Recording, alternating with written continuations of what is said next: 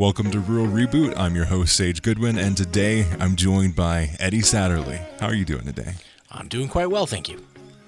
Welcome to the show. So first off, let's get started and talk about who you are. What are you doing here? Yeah, sure. So I've been in technology for about 32 years now. Sold my first company at 19 and a couple after that. Been involved in a bunch of large companies as a CTO office person, and decided to move even further away from the big city and come out and live very rurally up in Guffey, Colorado. Mm-hmm. So for people that don't know, what is Guffey like? So it's even more rural than we are now. Yeah, Guffey has, I think, like 90-something person population. Yeah. So nice and small. If you go through the town, it is exactly one block in each of four directions. It's a nice big square. Interestingly enough, we do have a little bar, a tavern place. We have a bakery. So we have two eateries for a, essentially square block area. Mm-hmm. And then there's a little charter school there and a garage, and that's about it. Everything else is just a few houses and everything's scattered around. So it's a very rural environment. How did you find the area? Like, what was the process of you've been working in these big cities, and we'll get to a little bit of kind of like your journey through the tech industry in a bit. But what was the process of discovering this area? Yeah, so interestingly enough, in '98 when I moved to Colorado, I bought a piece of property that was up just on the Canyon City address side of the line, about 5 miles from where I live now. Okay. And had that as a hunting, camping kind of place. Built a little log cabin out there and had that for a while.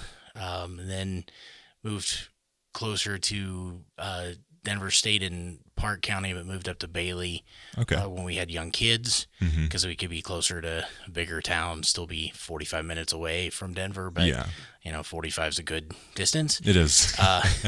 So as to not deal with the Denver-ish stuff. But we did that until 2018, and then we sold that house and bought another piece of property up here and built another new house. So time to, kids are older, time to stay further away. And, moved into the house just in time for social distancing as a rule. Oh, perfect. So we got moved in January and everything shut down in March. So you were doing it before it was cool. Yeah, exactly. That's what my parents say. They live up Oak Creek grade, so way up in the mountains, 8,400 feet above sea level, and that they like to joke that they were social distancing before it was cool. Yeah, we're at 8,600 feet, so yeah, same concept. Exactly.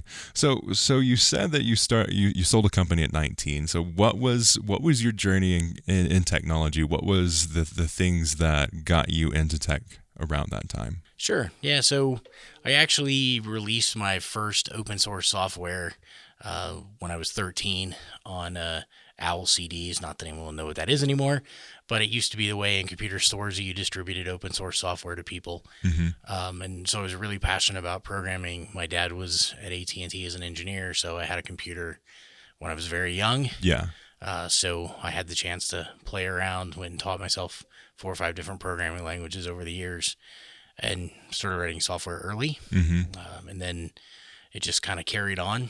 I went to college for a year, then built a company, sold a company accidentally to HP, then, built a couple more, managed to bankrupt one because it was the thing to do at the time in the .com bust. So, but yeah, I've been through a lot of that, stayed in Indiana.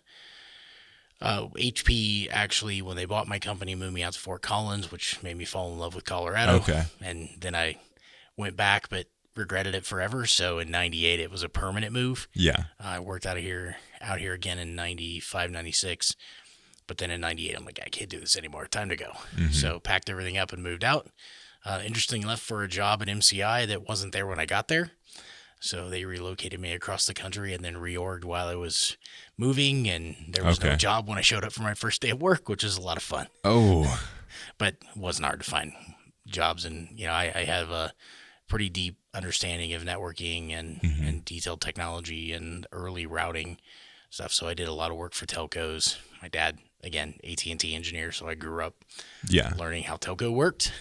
whether I like to or not. So, that turned into an opportunity I worked for Quest out here for a while when it was still just a fiber company. Okay. And then did some work for British Telecom, AT&T, NTT, and hit 77 countries in a couple years. Wow. Turning up a lot of connectivity around the world for getting people over from the legacy telephony network over to IP. Mm-hmm. So having this experience going around all these different locations, what was something that you were very passionate about as you went to all of these different locations, whether that be the people, the technology you're working with, or what was that for you? Yeah, well, it was pretty cool being involved in the transition over to IP, right? Like what's going on now. I got welcomed into a lot of countries that don't welcome a lot of people from the U.S. into them. Yeah. I got to see a few countries that were not exactly friendly bastions, but I was escorted by local military because we were doing work for the government, connecting them to the IP backbone. Okay.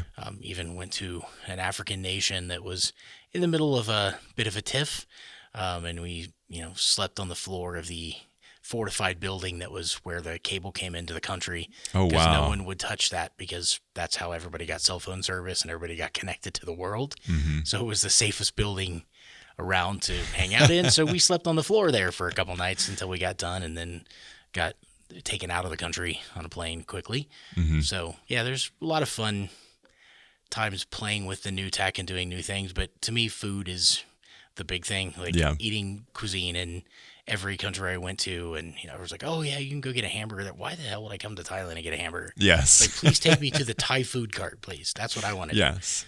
And a bunch of the people who worked with me didn't feel the same way. They wanted to have their home food, whereas I tried food anywhere. One of my favorite trips was when I went to Thailand and we hired a guide while I was there, and I had to stay over for a weekend. So I told him I wanted to do something that no one else had ever done. So he actually borrowed his brother-in-law's car because he didn't have one and drove me out to the middle of a jungle in Thailand, which in retrospect was probably not the safest thing to do. That sounds like a start of a horror movie.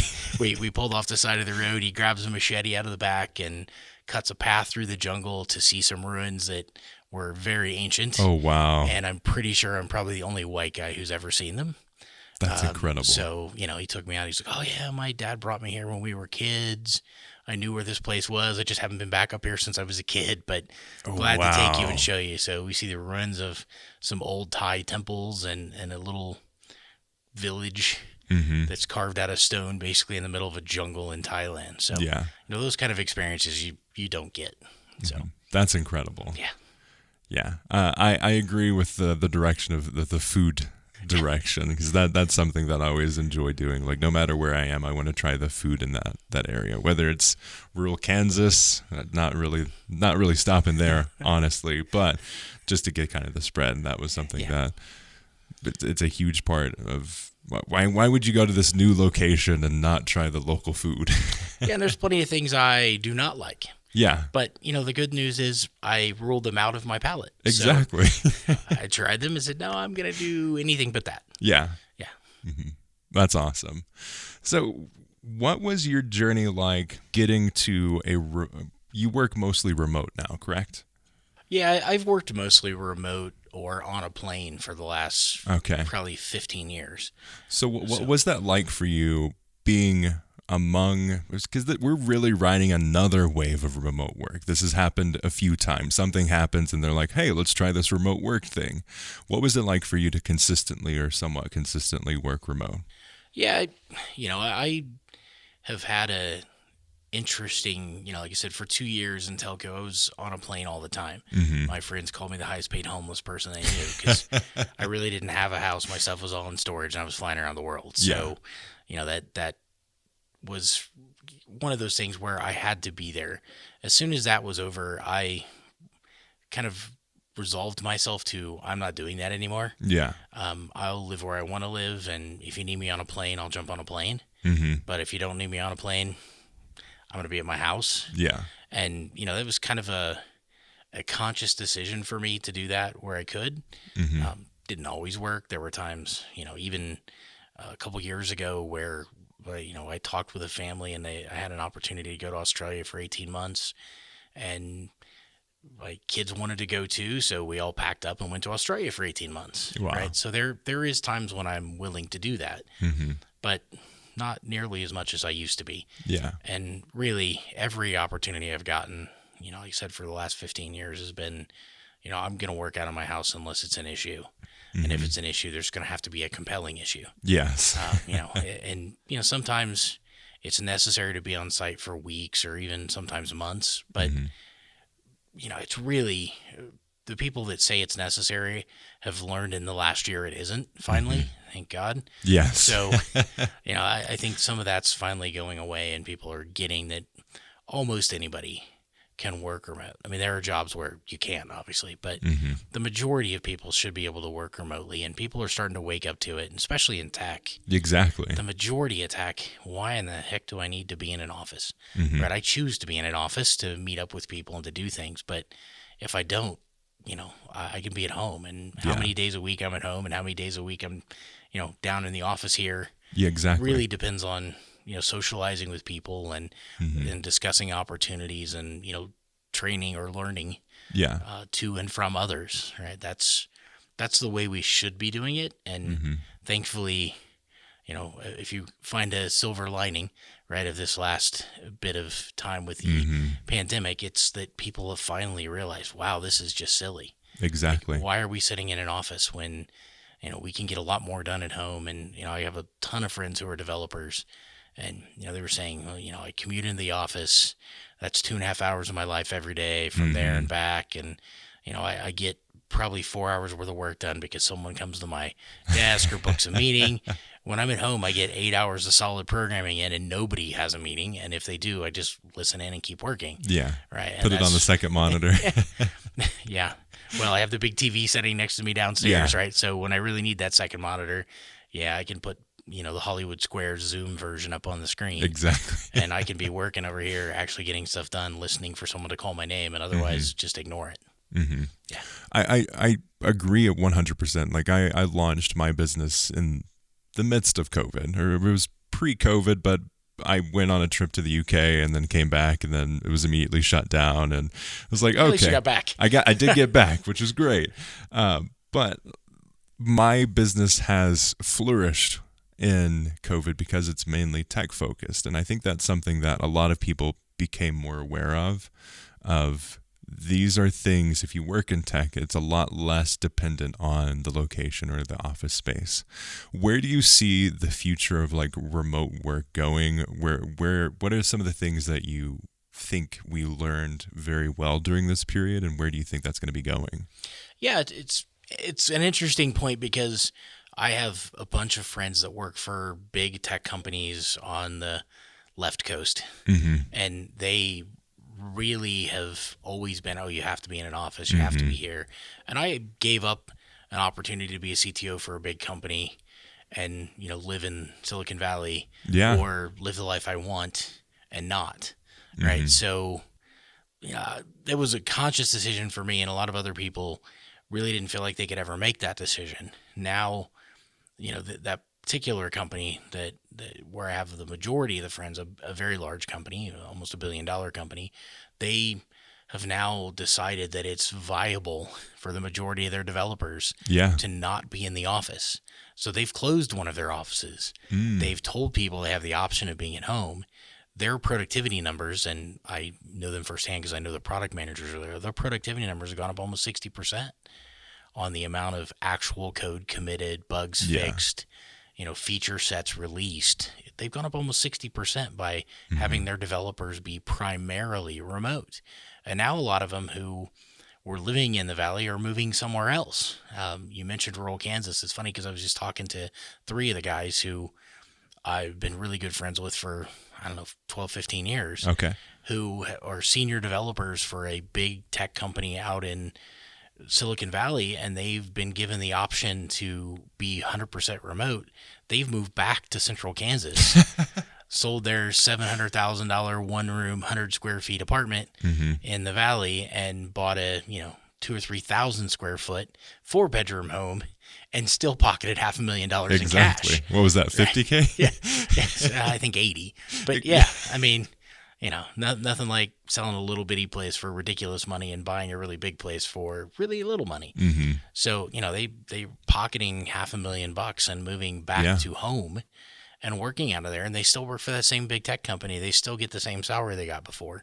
Mm-hmm. They were getting paid well because they lived in the valley. Now they're getting paid well and living in Kansas. Yeah. Like they're in the top 1% of wage earners in Kansas, whereas they were not even in the top half in the valley, right? And it's the same exact salary. So yeah.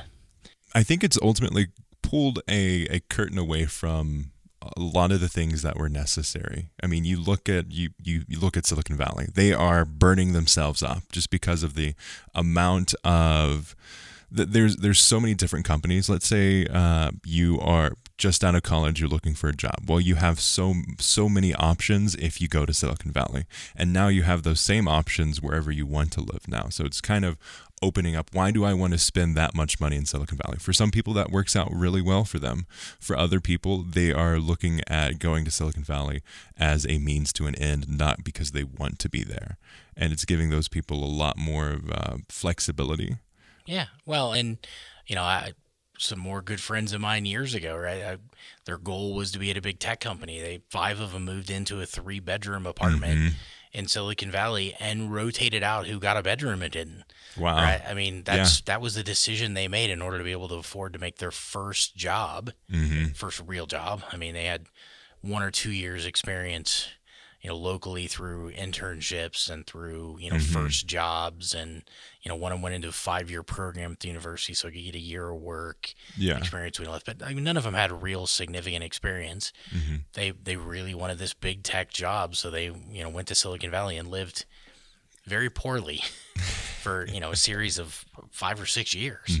And that's the decision they made, right? To cram themselves into a little apartment, not have any kind of a space or personal anything for, I think they were all together for 5 years. And like in the 6th year, a couple of them moved out. Yeah. So at least finally you each had a bedroom. But I mean, it took that long to establish and be able to get to where you could live in a place, by yourself or with only the number of roommates that there are rooms, versus having to cram in a house because you really wanted to go work for those companies. Yeah. So, I mean, it's made a significant difference in, the fact that now they could have done that same thing. Maybe they have to go on and off campus as some kind of an agreement for some period of time, or maybe they have to travel once in a while to be present at the facility. Yeah. But I mean, half the facilities in California are still closed anyway. I mean, especially LA. Yeah. One of my big clients in LA, they have a massive campus, and they haven't been on campus since March of 2020. Wow. Nobody. Like the whole campus is mothballed. Like there is nobody sitting there. That's a massive, real estate investment. It's in LA. Yeah. And no one's even allowed to go to campus. It's not like you get a choice. You're not even allowed to go. The campus is physically closed. Gates are locked. Nobody can go even if you want to. Yeah. So, why would you then hire people in LA, right? They've opened up to hiring people internationally, let alone across the U.S. Yeah. Right? They don't care where you are anymore. And before it was everyone has to be on campus. That's the company we run. They don't even have a campus now. So, they do, but if the gates are locked, you don't have a campus. You can pretend, but you really don't. We have a place that our address is. Yeah, we have a really pretty building where people can drive by and look at the sign. Yeah, exactly. But you're not allowed to actually enter the campus. And there's been many, I was just reading an article a month ago. It was putting together a list of all of the game development companies that are 100% remote now. Well, this particular company is a gaming company, one of the biggest ones. Yes. But yeah, they're not hiring anybody on campus anymore. They don't care where you live now. The interviews are all virtual. The work is all virtual. Yeah. They're doing pair programming with people that may be on the other side of the world. Now you have to work Pacific time hours, but it doesn't matter where you live. I mean, if you don't mind working in the middle of the night, go live in Thailand where it's costing nothing. Yeah. You can live there on, a couple $1,000s a month. You're living like a king. and they make a lot more than that as game developers. Yeah. Right. And as long as you're willing to work in the middle of the night, so Yeah. it's on Pacific time hours, Mm-hmm. it's still only 5 days a week, right? So the rest of your life is free and you can pocket a whole lot of money. Mm-hmm. And there's a couple guys that were on their core team before that are Southeast Asian residents who've gone back home and are saving a ton of money because they're getting paid a U.S. salary. They just have to work in the middle of the night. And if you're okay with that, you can go to bed at 3 a.m. and still have a normal functioning day before you go back to work. Mm-hmm. Which it also opens up the amount of talent that you can attract to your job as well. Absolutely. There's I can't remember the name of the individual, but there was a higher up in Apple during the Jobs era, and he wanted to go to Ireland, but Jobs had everyone's working out of this building, no one can work remote position, and he was like, okay, well, I'm still going to go to Ireland. Yeah. So he went to Ireland, just quit his job, and then now through COVID, I think they brought him on again. Yeah. Well, Apple has a significant presence in Ireland now. Mm-hmm. So it was another one of those people who led with the "you must be in my proximity," which is fine at the time. That's what he needed to do to keep secrecy and privacy. But now the world we live in is not like that. I mean, Jobs in the 80s, that would have been a thing. Yeah. By the 2000, it was not a thing anymore. But the company still had the policy until he left us. And now they changed the policy. Yes. Right? And they've built a lot of international operations. So, I mean, companies shouldn't really care, right? I mean, for a number of the projects I've built them out of Eastern Europe. For years, I worked with companies who were building stuff out of India. I mean, it doesn't matter where people are. We built some really successful web projects out of Vietnam.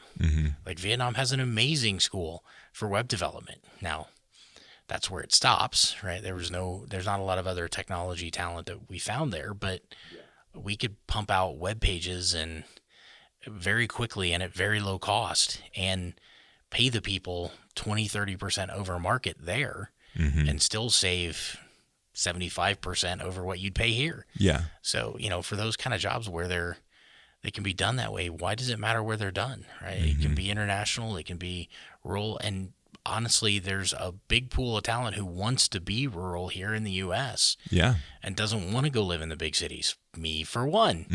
Right? I have no interest in living in a big city. Never have. I grew up on a farm, and I always wanted to live out of the city. Yeah. So, I mean, even when I was in Sydney working, we still lived, an hour train ride outside of the city to get away from living in the big city. Like, that's not a world I want to be in. And there's a lot of people who have that, and a lot of people who would love the opportunity to have those jobs and not have to go, to Silicon Valley or go to, New York or wherever. Some people want that, some people don't. But you need to make that opportunity available. And there's a huge pool of talent that is being underutilized. Yeah, because they want to stay in those locations, or they may have family commitments that they have to keep, and they may take a lower paying job here, but ultimately they want to do that but stay in that same location. Now those people also have the ability to stay rural and also do what they want to do. Well, and that's why we're driving a lot of projects out of here, right? I mean, we've got our NFT project going on. We've got a project around social sharing. We've got a project around marketing. Plus, we've got my core DataNexus company where we're building data privacy stuff. We're partnering with a number of companies here that are here doing some work. We do major projects, internationally, right? I mentioned I was in Australia with DataNexus. We are doing a bunch of work for a company out of Mexico now, a company out of Argentina. We're doing work with a company in the UK. It doesn't matter. Nobody cares anymore. You don't have to be on site. It's now all just remote because it has to be remote anyway. Exactly. So the fact that, this company that we're working with in Mexico, they would have insisted on someone being on site in Mexico to do this work, in 2019. But in 2020, that wasn't a thing anymore. Yeah. So now you can totally be remote, and we'll figure out how to get your remote access. I mean, there's still some, we've lost out on an opportunity in Singapore because they felt like they had to have somebody there because they're a highly regulated industry. Well, they're wrong, but that's their feeling. So, we're just not in that deal. Yeah. So, and that's okay. I mean, there's no reason, they still haven't got the job done. and it's been 6 months, right? They have no local vendor that can do the work because Yeah. they have different policies and rules as well. But, maybe they'll come back to us and maybe they'll find someone who's, in Singapore to do the work for them. Either way, that's fine because that's their decision. But Yeah. the rest of the world is not operating that way anymore. Mm-hmm. They're willing to, work with us wherever it is. One of our financial clients we did some work for this summer, they're in Boston. Did I ever go to Boston? No. Mm-hmm. Did I ever get on a plane for that conversation? No. Did we do all the work in 2 weeks and never, ever see any of the people involved other than on a Hollywood Square screen? Yeah. Yeah, absolutely. It was all done, and we were never, ever present. All right. Now, we had to go through some hoops to do it because, again, another highly regulated client. So, they had to do the typing through the screen, and we had to talk them through it and watch their screen. Okay. But so what? I mean, if you can do it that way, you can do it that way, right? Their rules would have required me to get compliance training and go through a process on site and probably taken a month just to get access. Mm-hmm. And then we would have taken 2 weeks to do the work. This way, it took 2 weeks to do the work and one meeting ahead of time. Yeah. Like, way different world. Mm-hmm. So, we can make it better for the clients. We can make it a better opportunity. We can do really cool things. We can have people operate wherever they want to operate. Mm-hmm. Like I said, from a DataNexus perspective, we had people working in Australia. We have people working in Eastern Europe. Mm-hmm. It just doesn't matter, right? Like, I don't care where you want to live. Yeah. Right. We actually had a guy from Ireland working for us as well, just to come back to the Ireland thing, being a good Irish boy in heritage. Exactly. So, we've had people wherever they are. We had some couple guys in Canada right now working for us. Mm-hmm. We got a guy in Florida, rural Florida.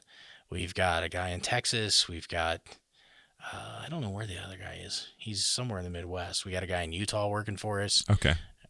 Who cares? Yeah. Right? I mean, they can work wherever they want and do the exact same job. And if the person who's receiving the software or services at the end of the day doesn't care where they are, why should I care? Mm-hmm. So, yeah. And, one of our big clients now is Microsoft, and they could care less. Yeah. Used to be everyone should be in Redmond. Now they've got 24 campuses around the world, and they don't actually even care if you work at a campus or anywhere else. Mm-hmm. So, yeah. So you mentioned some of your current projects. Let's dive in deeper there. What are some of the stuff that you're currently working on? Yeah. So, you mentioned we're working on through X2. We're working on so I have a bunch of different companies. Yes. I like to introduce you as the guy who does a lot of things in a lot of places. Yeah. So X2 is one of the companies I co-founded with Carrie Cotterman, one of my partners. And we're just driving innovation through different solutions using a lot of the core technology that comes from DataNexus and from her company, which is an X.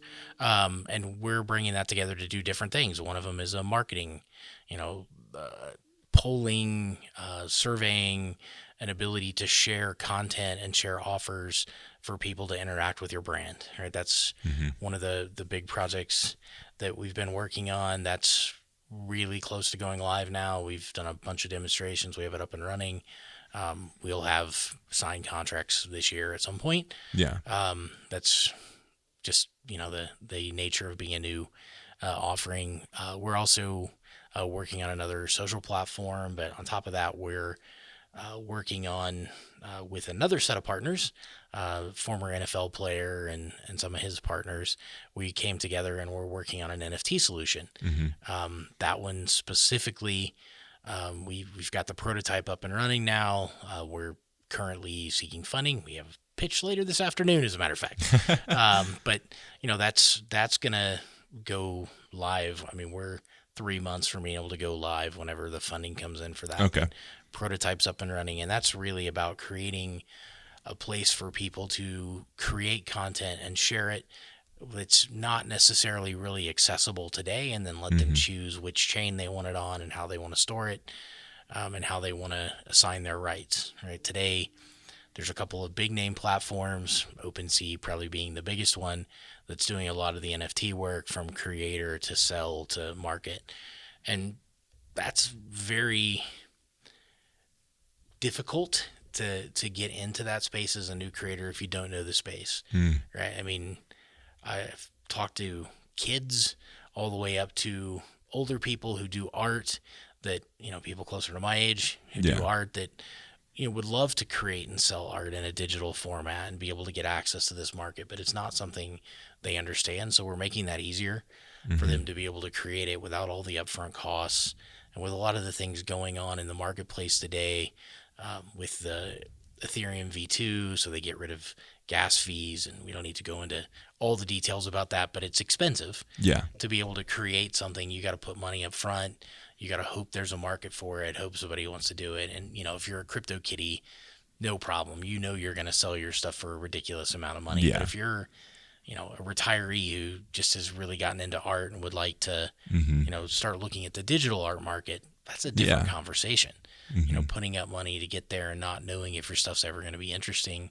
One of the people that I met down in Australia when I was down there, they were really into doing digital art, but had, it was just kind of for them, and they shared it with friends. Now they've started getting into the marketplace, and, we've talked about bringing them onto our platform when it's live. Yeah. But, they're spending money and creating content. They're selling the content.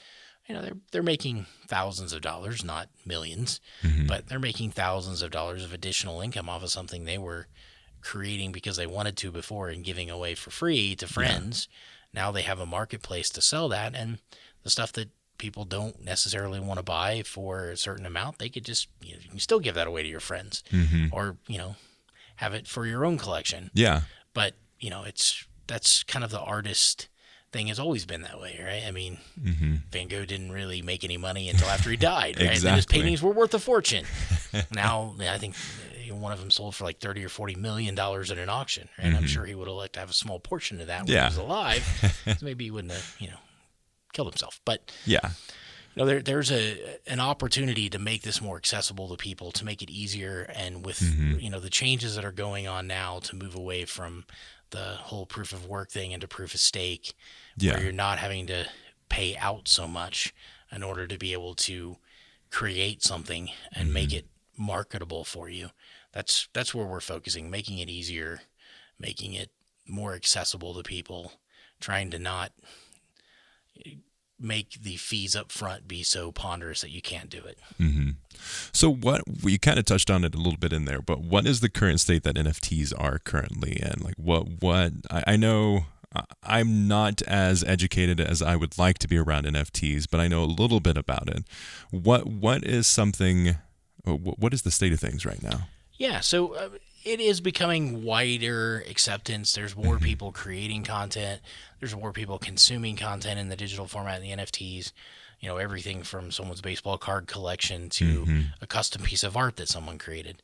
Whether you or I may like that piece of art or not, not the decision, right? If someone's willing to pay for it, just like all art. Yeah. I've been to a number of art galleries in my life, having been around the world a few times, and there's a lot of galleries I'm like, I have no idea what I just saw, but I don't like it, versus, even wings of the Louvre that are amazing to me, and other wings where I'm like, I have no idea why someone would hang that in a gallery, right? So it's all subjective, but more and more content's being created.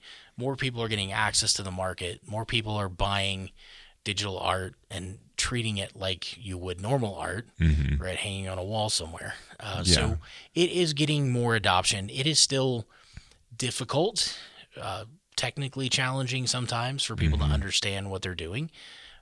Even creating the rights that are assigned to the metadata to that piece of art so that you convey the rights properly. Rights for stuff has taken attorneys for years.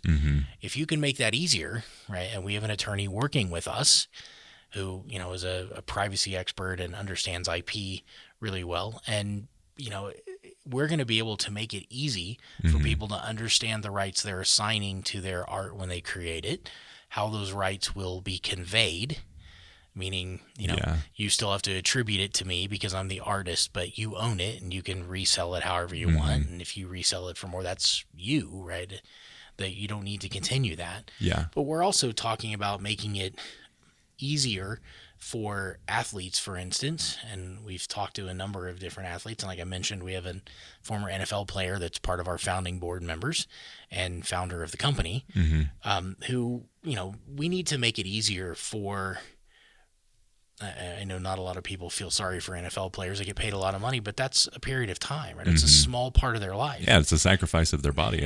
And yeah, speaking for someone who's been hurt and lives with that, from playing sports, you can really, the quality of life can be very poor after maybe just even one season. Yeah. Right. So we need to make it easier the NFL is going to make their part, the team's going to make their part, but we need to make it easier for, people like that who are athletes, whether it's NCAA, who can now be compensated one way or another, to be able to monetize that, whether it's Olympic athletes who, in Europe now, thanks to some court decisions, can actually make money off of their medals and all of that versus in the U.S. where you can't. Yeah. Right. So we got to give them other ways to be able to monetize that work. I mean, Olympians are some of the, most famous athletes for a day, but they don't get paid for it. Right. I mean, it's not like they're making money off that. Not that some athletes don't make a lot of money on sponsorship deals and other things, but that's not all of them. Yeah. I mean, how many, luge players do you know who are millionaires? I can tell you it's none. Yeah. But, and with the expansion of the Olympic things that are in the Olympics too, like it's just going to change over time as well. Yeah. And, if you're a top gymnast, right, you're going to make bank off of sponsorship deals and other deals. But, if you're that guy that plays a sport that just got added to the Olympics this year or a sport that's only played in part of the world, I mean, to us, like, how do you think a U.S. cricket player would do? Yeah, we don't even have any, right? But in India, in the UK, and Australia, New Zealand, most of the Commonwealth countries, it's a big thing. Yeah. And they get paid well, but here we don't even have that. So there are sports that are regional. There are sports that are specific areas, countries, different. Like I said, Commonwealth countries, people who were touched by the British. We revolted from anything British for a while, so yeah, there's not a lot of that remnant left. We do still play tennis, but a lot of those sports are just weren't carried on in the U.S. like they were in a lot of the Commonwealth countries. So, you see those kind of things. You give people opportunities to monetize, to do different things. Like even hockey. Depending on what city you live in the U.S., hockey may be the biggest thing ever, or it may be you don't even know it exists. Exactly. So, we're lucky to have the Avalanche here, and I had season tickets for many years. I got to watch them win the cup the first time. So that's awesome. There's those opportunities, but they not everybody has that. There's a whole lot of America who have no idea what their closest NHL team is. Right? There should be a way to monetize that more. And, I'm not talking about the athletes that get the largest contracts and all that, but I am talking about the athletes who maybe don't. Yeah. It's giving the opportunity for them to have an investment that they would not normally. It's giving a lot more of a platform. They have their, 15 minutes of fame for some of them, or sometimes, 30 years of fame if you're Tom Brady. But, still, I mean, there should be other opportunities to do this. And speaking of Tom Brady, his new contract with Tampa Bay, part of that is getting the rights to his NFTs, right? So he signed a deal with, I think it was DraftKings, where he's, going to be able to monetize his image through NFTs and other things that other players can't do because, again, he's Tom Brady. Yeah. Right. But not everybody has that. So we need to make that accessible to others. And the NCAA thing, I think, is a huge opportunity. I mean, I think it's horrible that we're looking at that the way we are, but there would be a great opportunity to let these, student athletes be able to monetize it after they have finished their college career, because I think that would be better for them based on, people running over people with cars and drunk driving and all the other felonies that come with being a pro athlete today. But, I do think there's an opportunity to make this an ongoing investment, right? Let them hold that money in an account somewhere, in a crypto account, in a fiat account, whatever they need, but let them hold it until they've finished their athletic journey as a student, and then let them, when they become a professional, choose maybe not to go beat up their body in professional sports because they've been able to monetize their image and their play time enough as a pre-professional athlete, right, in a college atmosphere. I mean, they might be able to avoid having to do that. Yeah. If they have some money sitting aside there off of them being able to, monetize their image and the digital art that they create as part of being an athlete, that may avoid them having to, tear up their body more, especially if they come out of college already torn up. Yeah. And they know that, I might get 1 or 2 seasons in the pros. Maybe I just don't do that and have a better quality of life because I monetize my college. Yeah, or have a level of awareness. And what I love about NFTs is the pairing of creativity and technology. Like, I think that's something that's really fascinating about the idea of NFTs. So they may have an opportunity to see, oh, hey, this NFT thing, I have an opportunity to use the funds that I get from those NFTs and maybe move forward in a direction in technology. Yeah, and even if you do decide you want to play in the pros for those 2 years that you might get out of it, you've still got an investment in something, and you can continue to leverage that when you're a pro athlete because you understand how it works. Yeah. If we train people that, creativity is actually valuable and tying it to technology makes it protected, right? It makes it, you can keep it private. You can share it if you choose to. You can sell it if you choose to. It has a market value. It may not be what you think it is, but, many people who even buy and sell houses think their house is worth a lot more than, yes. You watch Realtor.com, right? Hey, I listed my house at $500,000 and then a month later it sells for $300,000. There's a reality there. You may think your image is worth more than it is, but at least you've set a market, right? By putting it out there, what people are willing to pay for it. And OpenSea has opened a lot of those doors for people who were able to get past the technology hurdles and the cost hurdles of being able to create digital art. It has created a marketplace that is kind of understood now. I mean, they went from, we think we'll be able to do $1 billion in transactions to we're doing $1 trillion in transactions pretty quickly. Yes. I mean, it was not at all expected, right? The prediction for the market, is very different than what they thought it was going to be. Yeah. When you do in August of this year more than you were supposed to do in the next 2 years combined in NFT transactions, that showing there's area in the market to expand and grow. And the more you can make it accessible and easy for people to use it, that's where it matters. So diving into that a little bit deeper, I mean, there's always the big news stories about, oh, this person made this GIF and it's millions or billions of dollars that it's come up. Where do you see NFTs for the smaller creators? Yeah, so just like with art, right? I mean, if you want to buy a Van Gogh, you go to a Christie's auction and you pay millions, right? If you want to buy the local artist down the street, you go into a coffee shop where they're selling it on the wall and you buy it for $300, right? And that's a very different market. If we make all of that accessible through NFTs, right? Everything, right? You want to make the simplest, easiest, and my 13-year-old daughter creates a bunch of art at home. She loves art. That's an opportunity for her to monetize something. She may pay for her, her college later. She may pay for her first house off of being able to create that digital art now, right? And hold on to that, right? Put it in, I saw I can't remember who the analyst was. Somebody today said, that Bitcoin was going to double again and go from 60s to 120. And, do I believe that? Well, who knows, right? I mean, it's just like saying a stock is going to double. You can say that, and for companies like I used to work for Splunk, they went up 125% in the last 6 years. Yeah. So it happens. But, they went down, I think, 20-something% yesterday when the CEO resigned, right? So, I mean, there's no guarantee that it's going to stay, but it's an opportunity to set a market and to understand and to let the people who normally wouldn't have access to do this, right? They just have access to their local coffee shop to put their art on the wall.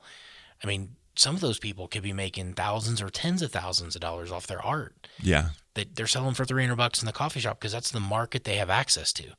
Versus if they got this out into, a gallery in New York City, that same $300 piece of art would probably sell for $30,000. Not everyone's going to be that way, but certainly some are. And, people who get access to the bigger market and the bigger marketplace have an opportunity to monetize that in a very different way. Not that selling your art for $300 in the coffee shop isn't a valuable thing, because it is. Yeah. And to a lot of people, that's how they survive and get to keep doing their art. And that's amazing. But if you had access to this much bigger marketplace where you could sell it for a lot more, it could change your life. I mean, it could just, make it a little easier for you, but it could, Yeah. you look at some of these NFTs that sold for millions of dollars, and like, that is not something I would ever buy. Yes. But someone just, paid $1.4 million for it. Most okay. of them. Yeah.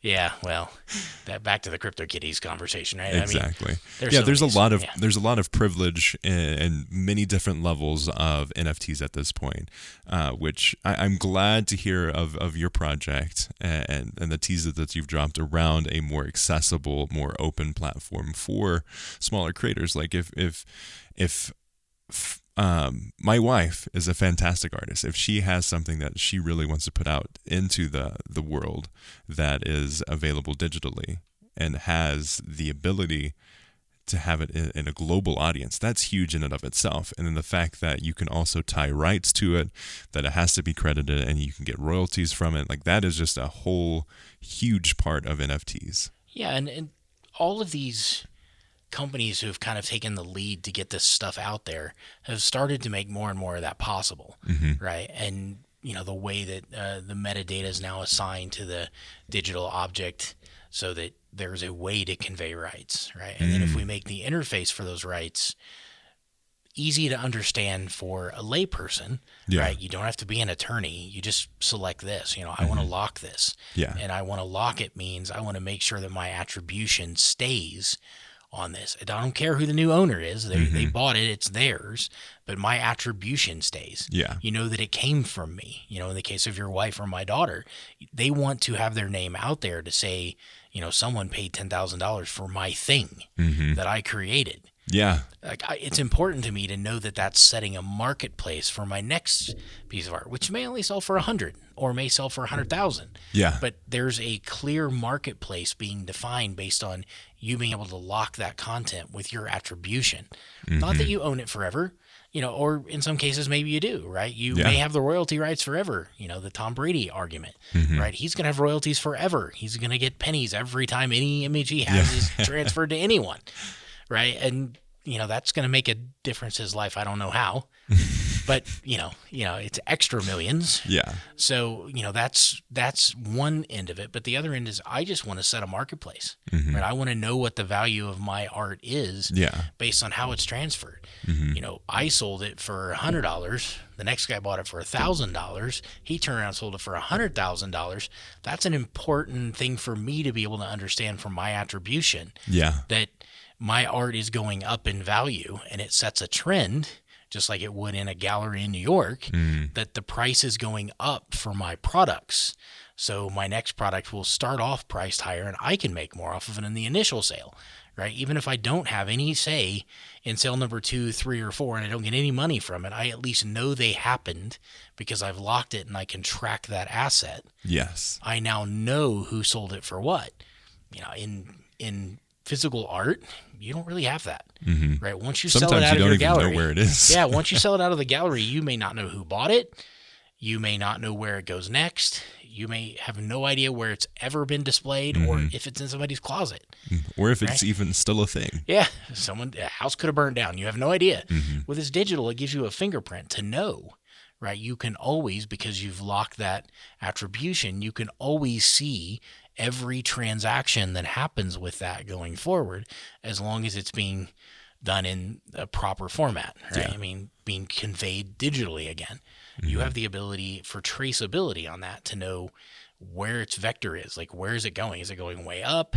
Is it just disappeared? Is it, because, I can buy it and put it in my wallet and never ever let anybody see it again. That's okay if that's what I choose to do. Yeah. I paid you the money that we agreed. It's now mine. If I lock it away forever, just like I could, theoretically buy a piece of physical art and lock it away forever and never let anyone see it ever again, until my kids decide to sell it when I die. Yeah. Right. It will never be seen again. And generationally, that's happened with a lot of fine art. Right. And sometimes it ends up in a museum or whatever, because the family wants to do something with it, or sometimes they just sell it because, the kids or the grandkids no longer care. They want the money more than that piece of art. But if that doesn't happen, you never see that again. Piece of art is just gone forever, right? It's locked away in some family's house or in a vault somewhere, and you never ever get to see it again. The same thing can be true in digital, but at least who the last person to convey rights was and what that sold for in a transaction, right? So there is the ability to set a market. I think that's huge for people. Oh, definitely. Final topic for this episode, but where do you see the future of NFTs going?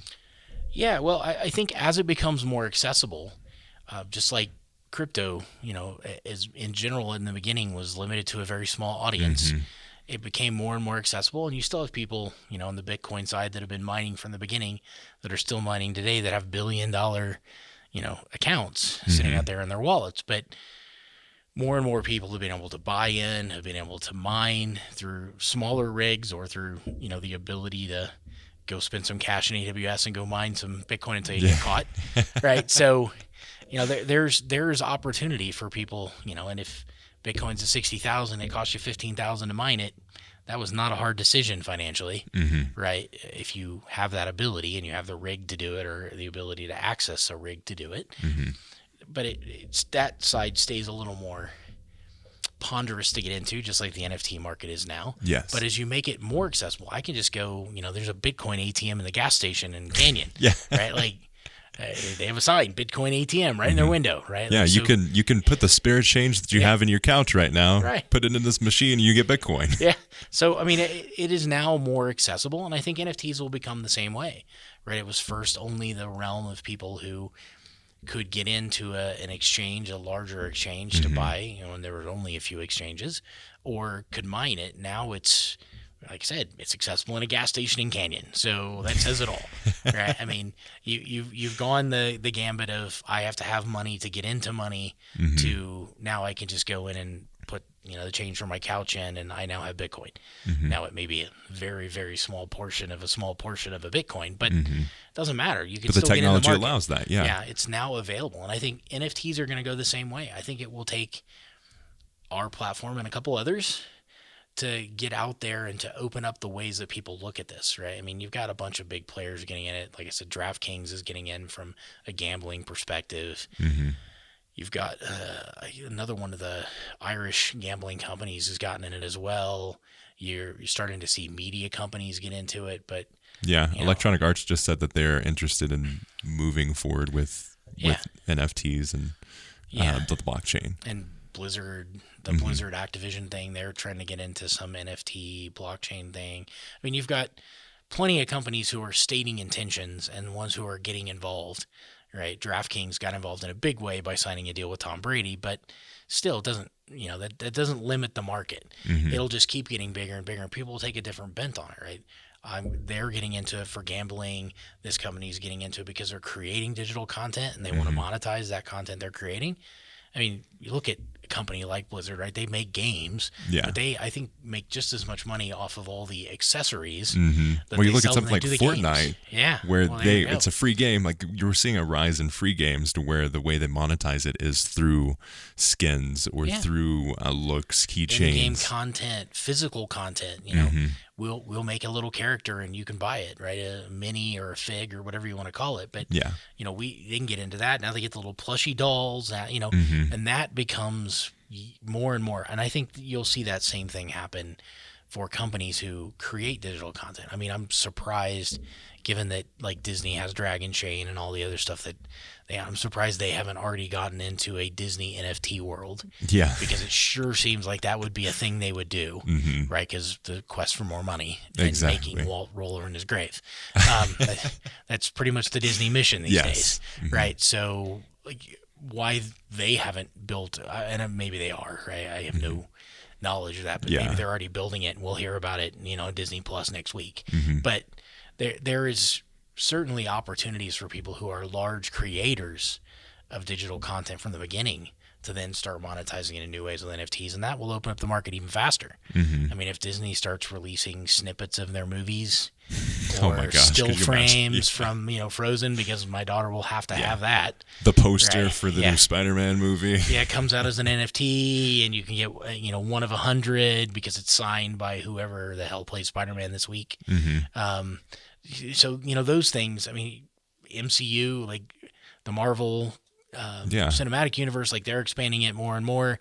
Maybe Eternals didn't do quite as good as they thought, but there's 10 more coming right after it. Exactly. Right. And as they expand each bit of that cinematic universe and the new Avengers comes out and whenever it's 2024 or whatever the hell it's going to be for the new Avengers, when that comes out, another opportunity to, start monetizing it. So, these companies are going to start getting into it. And I think as they do, it's going to make it more and more accessible, more easy to understand how it works, because you won't be able to exist with a child without understanding how it works, because they're going to want Olaf in a NFT, not just in the poster and the plushie, and so exactly. And you've seen it with sneaker culture as well. Nike has opened up basically digital versions of their shoes, and the shoe culture now has risen incredibly high around. It's basically NFTs where you have a lower number. They only make that amount, and they may reprint it, but you have the original print. Yeah. Well, and the same thing's been true of art for ages, right? You could buy the original piece of art on the wall, or you could buy one of 1,000 prints. Yeah. Now, there are a number, especially sci-fi artists and fantasy artists, who've done that for years, right? They only create one painting. Yeah. But then they create 1,000 prints, and they sign the prints, so they're worth something. And then, I have a few of these, by the way, so I'm that guy.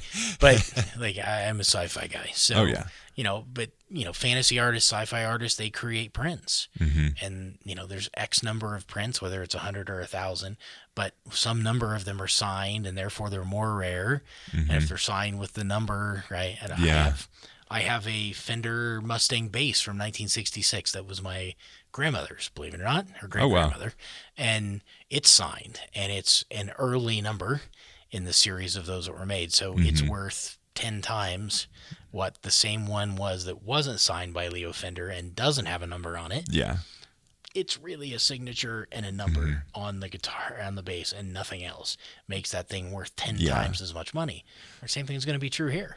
So where do you see, I know this is a discussion mostly in terms of the older generation, but where do you see the idea of it being a digital asset versus a physical asset? I know that is a big discussion, but as we have these children that are growing up with it, it becomes much less of a problem. Yeah. No, I think you've already seen digital content is more important than physical content anymore to the majority of the younger generation, right? They don't actually care about the physical version of something.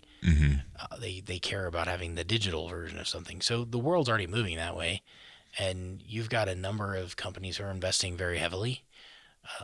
I mentioned Microsoft's a customer of ours, but Mesh is the project we work on, and they're moving everything to an AR VR world, right? They're already looking at how do we transition this to digital content, right? And we have some folks working on that project, but that is really what it comes down to, right? The world is starting to move that way. Unfortunately, Facebook's moving that way too, but we'll leave that one alone for a minute, because that's going to go down a whole rabbit hole I don't want to do. But there's all these companies are starting to look at digital as how people consume things, right? My kids would rather spend time on YouTube watching a video about playing a game and then go play the game than they would have a playing card. Exactly. That's not a thing anymore. Or even supporting content creators that have their name at the end of that video. Yeah. Yeah. That's all become just the way we do things now. And, for people like me who are older and not in that generation, but who live their life in this digital world, because that's how, I'm a software guy. Yeah. Right. So that's everything we do has been digital forever, even before it was cool, right? As we started off with. But, it's becoming a thing that everyone's going to have to embrace or get out of the way, just like cell phones. Yeah. My grandparents and a cell phone, hell no. They died never owning a cell phone ever. Yeah. Right. My parents, no, that wasn't an option, right? You couldn't do that. Me, I've had a cell phone since, I had a bag phone when I was young, again, to date me, right? I had the bag phones before it was really a portable phone, those things that radiated huge amounts and were the reason people made up all these stories about what cell phones were going to do to you, because they really did. Very high power transmission base. But, that transition happened not because you had an opportunity, but because you didn't have a choice. Right. And you kind of have to have a cell phone now. It's just the thing you do. Yeah. Whether it's a flip phone because you're holding on to the old days, or whether it's, the smartphone and like the 13 that I had to have because, I'm that guy. Yeah. But I mean, it's all becoming not an option. And I think all this technology is going to become the same way. Digital adoption of things, I mean, when you look at company like we worked for Riot Games, right? When we did work for them, they make a lot of money on in-game content. That's where their money comes from. Yep. Right. And people will buy a digital sword for a whole lot of money. Okay. I mean, it's hard for people to understand, especially older people to understand why in the hell you would ever do that. Yeah. My brother and my cousin spent over it, and the whole thing is it's easy to get into. It's only a $3 skin, but by the time he quit the game, it was Fortnite. He spent over $1,000. My cousin $3,000 all on Fortnite. Yeah, I started playing a game called State of Survival on my phone with my son, who doesn't play it anymore, but I can't stop now. And I play it. But there's a guy that's in our alliance that has spent $1,500 a week on in-game content. And, people are like, what the hell are you doing, right, in our alliance? And he's like, single software developer, no kids, I can spend whatever the hell I want. Yeah. So I like this game. I'm going to be the number one player in our world. Everybody's in a state, and in our state, he's the number one player because he doesn't care. He has the disposable income to spend on it. He's spending on average $1,500 a week on this game, right? If you bought, Diablo, you bought it for $40 and you own the game forever. Right, there is no in-game content. Yeah, that wasn't an option, right? So go back to early Blizzard when we used to play LAN games in our house, right? And bring over your PC. Yeah, well, I had a whole room full of PCs because again, sold a company early. Yeah, but still, people came over to my house and we played Diablo or Warcraft or Starcraft, and you bought the game once per machine, and then you owned it forever and never spent another dollar on it. Yeah. Versus now, you get the game for free, but then you spend hundreds or thousands of dollars. You get the battle pass, content. And you have to get the battle pass because if you don't unlock the next one, then the $20 you spent this month is going to be working for next season. Yeah, I know, and it's that's just the way that things have evolved. And companies give their games away for free now and sell in-game content. And what used to be considered the pennies per play is now, on average, I think $26 or something per player. Yes. In a game. So, it's amazing. Any game you want to play now, it's free to download, but that first ad is trying to sell you, hey, block ads for, $9.99. Yeah. And, 30-day block ads for $1.99. Like, okay. It's only $2. That's the way they sell you, right? It's like it's $10 to block them forever. Oh, people didn't buy that. Well, let's give them the $2 to block it this month, and maybe they can get further along. So and then the next month you spend $2 again, and by the time you're done, you've now spent $100 on something that you could have done for $10 if you did it the first day you played the game, right? Your blocking ads would have been $10 to make them go away forever, and instead you spent $2 a month for the last 24 months. This math is not hard. Yeah. Well, maybe it is with the new math, but it is. It's not one of those things that you think about. You just, oh no, I'm not going to spend $10, but I'll spend $2, and then again, and then again, and then again every month on a renewal. It starts to add up too, and it's because it's such a small level over time too. You don't get the big check that you spent $1,200. At the front. Yeah. But if you go back and tally everything up, it's... Oh, yeah. And that's just the way things have gone, right? So digital content is the way things are being delivered now. People are very open to get... Even people my age. Yeah. I turned 50 this year, and even people my age are... It's no issue, right? We just got content delivered digitally to us. We stream everything. Yeah. We buy movies in a digital format. We watch our TV shows in a digital format. It's just nobody even considers it anymore. I can't tell you how many friends of mine don't have movie collections and just use streaming. It's like, oh, well, it's not on this month. I'll just wait until it comes back. Yeah. Well, or people will rent content. I mean, look at the numbers for Apple and the people who rent on the iTunes store. Yeah. right? It's only $5. I'll just rent it and watch it once. Well, it was only $12 to buy it, right? Mm-hmm. And then you can watch it as much as you want. No. Then I have to download it. Okay. Yeah. Sometimes it's even cheaper to buy. Like there was one movie that it was cheaper to buy it than rent it. Oh, yeah, there's a couple of them have come out that way where they did the promos, like especially when like iTunes has those promos, like the romance movie month in February, like where it's like $2.99 to buy it or $5.99 to rent it. You're gonna rent that movie? You see right next to it, it says $2.99 to buy it, right? You're paying $5.99 to rent it. Yeah, I'm gonna rent it. Okay. Mm-hmm. It's crazy how that has just become a thing. Yeah. Right. I don't want to own anything. I just want to rent it. Mm-hmm. But it's more expensive to rent it than own it. Doesn't matter. I'm still gonna rent it. Yeah. Or it's the same cost to rent it and own it. Mm-hmm. Yeah, but I only want it for a while. It's the same thing with the cars, the zip car stuff, right? Mm-hmm. I'm only going to borrow the car for an hour. You realize that your car payment would have been less than the, 1 hour 80 times a month. Mm-hmm. Your car payment on a new BMW would have been less than driving that little bitty, Celica. Mm-hmm. Just saying. But it doesn't matter, right? I just want to rent it. I don't want to own it. I don't want to, and that's become another thing that makes, I think, digital content more and more. It's transitional. Mm-hmm. We don't care. Yeah. It's crossing into the real world, but it's also very true in the digital world. I just need it for a while. I don't want to go buy one because I only need it for a while. Okay. Mm-hmm. I mean, that mentality being adopted across the board from all the newer generations, and it's permeating back into even my generation. Mm-hmm. So I think that's the way it's going. And digital, transitory, pay little amounts for things that you mm-hmm. see little value, and big amounts for things you see bigger value in. I think it's just how it's going. Yep. It is the future, whether you like it or not. That's the direction it's going to be going. Yeah, agree. But thank you so much for taking the time to come on the podcast and talk all about this. This was a great time. Thank you very much for having me.